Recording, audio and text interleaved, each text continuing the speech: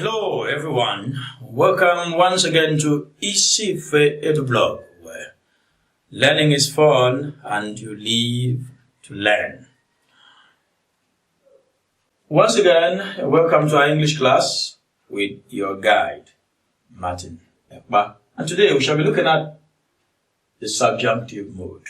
Don't forget to subscribe, to like, to share our videos with your friends.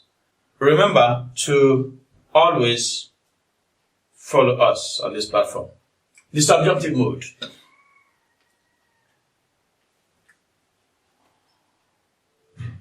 This is the form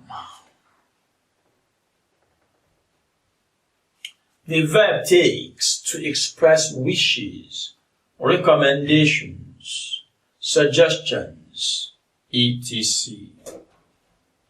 That is the form we call the subjunctive mode. These are situations the speaker desires but which they lack the capacity to achieve. The speaker wants something to be like this, but for circumstances beyond their control, they can't achieve this. So they only express their desires, how they would have wanted it to be.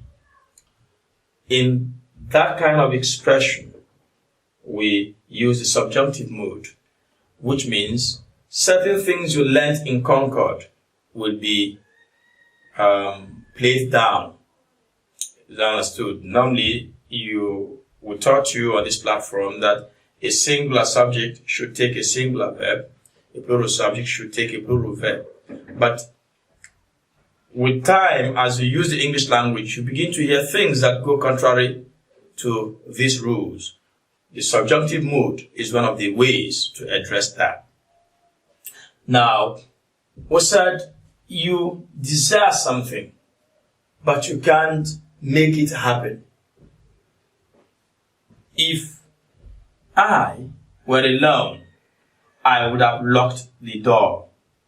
You see, this speaker here would have wished to be alone, so the door would be locked. But from the statement, you could deduce that the speaker was with somebody else and so couldn't lock the door. So if I say, if I am alone, I will lock the door, I am saying what is capable of happening in the future.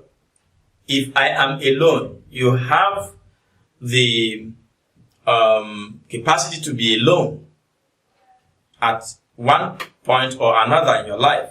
So whenever that opportunity comes, you lock the door. But this is a present situation. The speaker is already with somebody else, and so the situation here is beyond his help. That's why we changed the am that should have naturally gone with I to where. Alright? So, if I am alone, I will lock the door.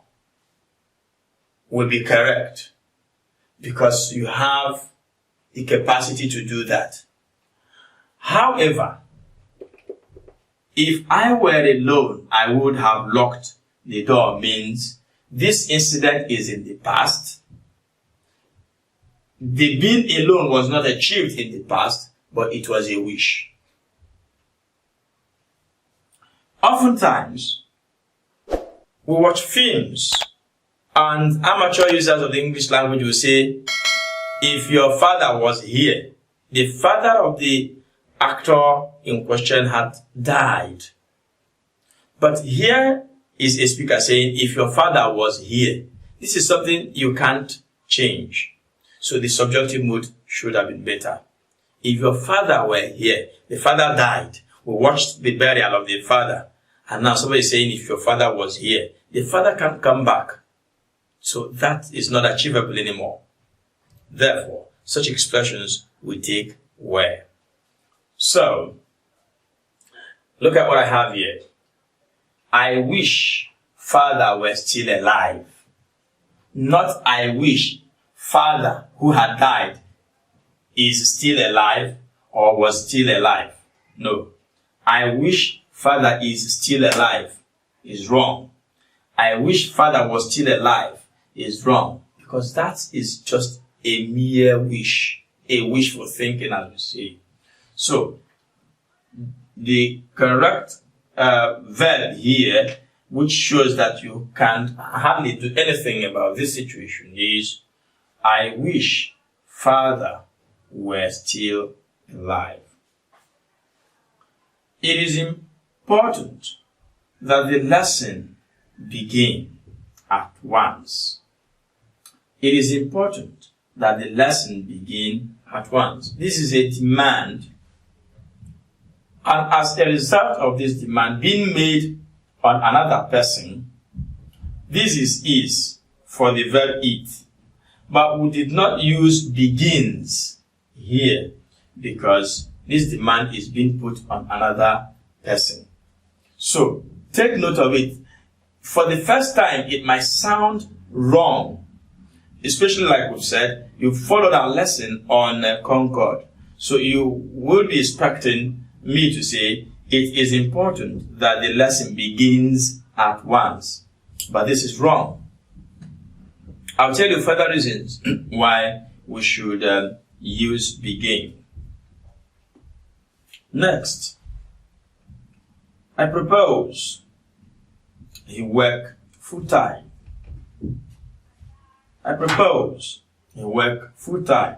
Why didn't I use works here? I propose he work full-time is correct because this is a suggestion. I can't force him to work full-time. Alright? So this is what I think. That's why I tagged it suggestion.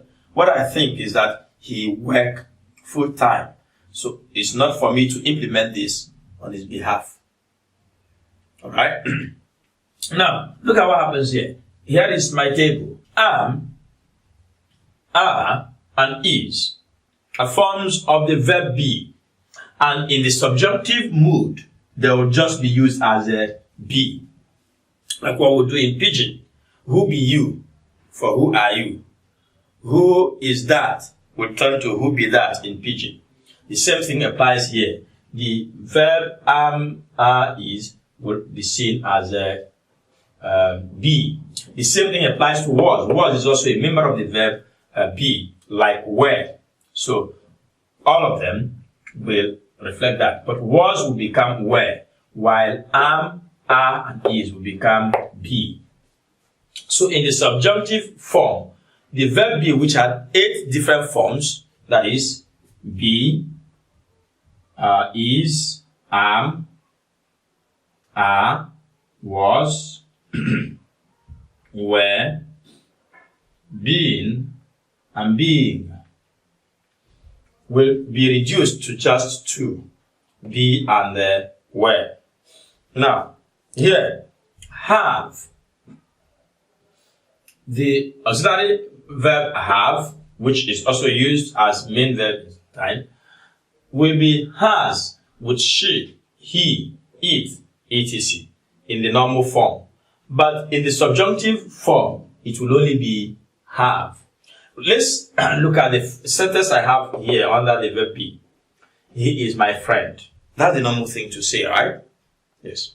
He is my friend. But look at this. My father requests that he be here. I didn't say my father requests that he is here. No. Is will become be. But here is our is. Then, she has returned. She has returned. Now, has, like you said, will be have. So look at what we have. I recommend she have a break. I recommend she have a break. You could also say, I recommend that she have a break. I recommend that she have a break.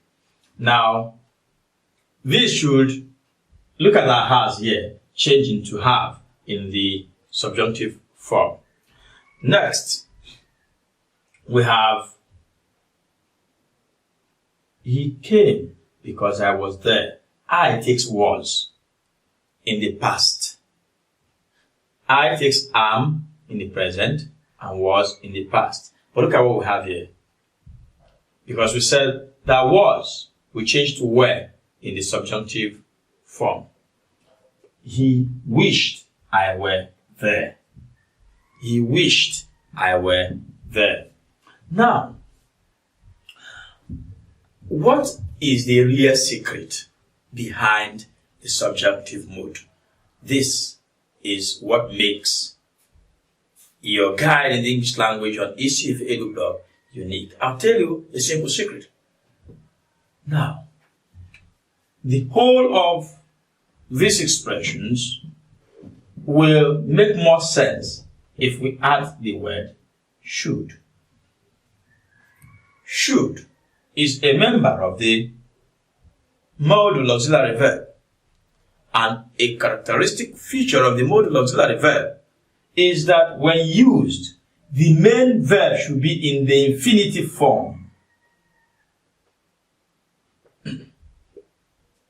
The main verb should be in the infinitive form.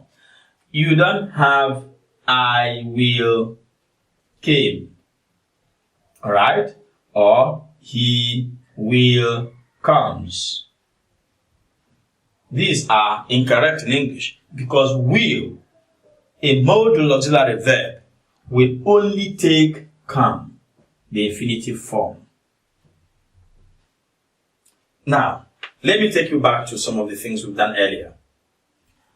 If I say, I propose he work full-time. Now, let's make it this way.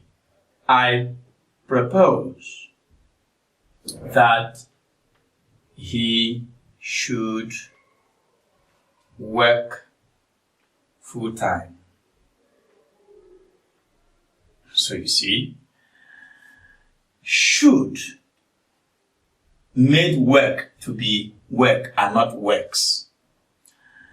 Even when in this statement we did not add this should, the influence of the unseen should is still on work.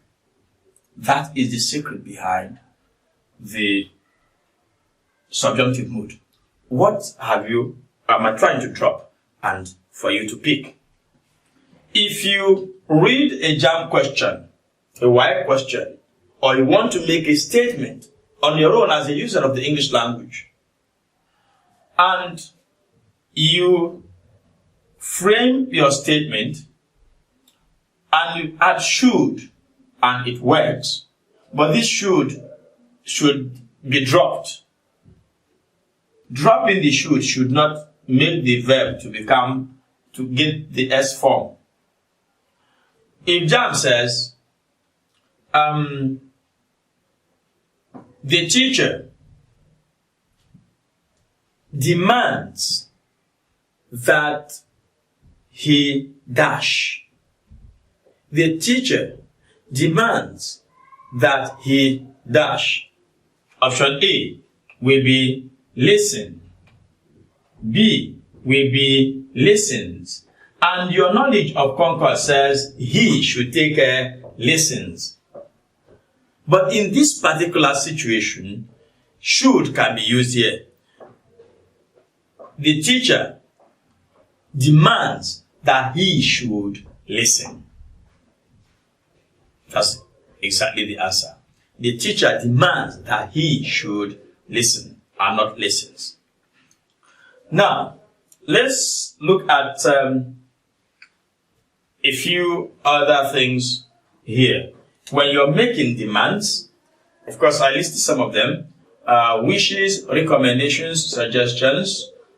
These are the constructions that the subjunctive mood will come to play. I'll give you a couple of examples, then we'll wrap up the topic. So, here are some of the words that will lead you to picking up the correct verb form for these expressions. Demand, for instance.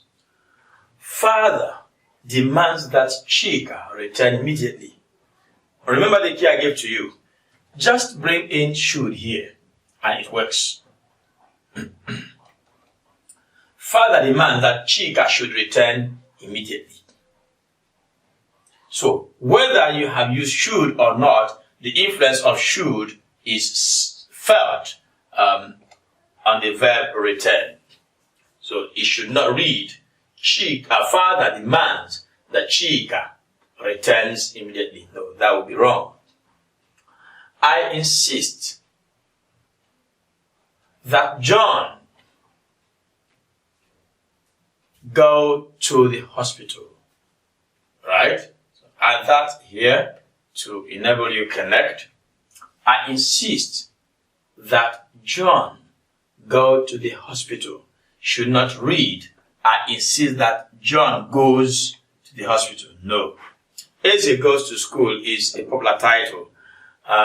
Yes, Eze goes. But if you say, I insist that Eze go to school, the goes will no longer be used. Is that understood? So I insist that Eze should go to school. Now, recommend. We recommend that Nwali be appointed chairman. Not, we recommend that Nwali is appointed. Remember, we said is should change to be in the function here, the subjunctive function. Now, we recommend that Nwali should be. So the same rule applies. Suggest. The head teacher suggests that form teachers mark the attendance register before letting the pupils go home. Now look at our mark. Although in this case teachers is plural, so mark should naturally be plural. But even if we had one form teacher, the form mark would still have been used. So thank God that we have used the plural form of teacher here, which leaves no doubt that mark should be mark and not marks. Whatever way, remember the implication of the subjunctive mood is that should is removed, except for the cases of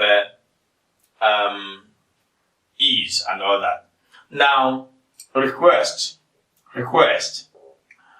The priest requests that Nneka dash alone, and we have come. The priest requests that Nneka come alone. Please don't choose comes or use comes in this kind of test if you are giving. The correct form is come because the priest requests that Nneka should come alone. You see, we make use of this thing every day, unconsciously though. We say, God help us. God help me. When you say, God help me, God help me, and God helps me. Now, in God helps me, you're stating what God does regularly for you. It's not a command. God has been doing this. But in God help me is a request. You're asking for something to be done. So God should help me. That's the difference between these two statements. Now, if you say, come, you're telling somebody to draw close to you. The subject is you come or you should come. It is different from he comes. He comes means he regularly visits you. So the subjunctive mood is this one where you make a demand. In asking somebody to come, subjunctive mood, and all of that. So the subjunctive mood, in summary, is the mood the verb takes to express wishes, desires, commands, suggestions, requests, insistence, and so on. Please, when you're done with this, go to the question section where we'll have a compilation of questions for the subjunctive mode as had been given by WAEC, JAMB, and other relevant examination bodies. Thank you so much for being a part of the class.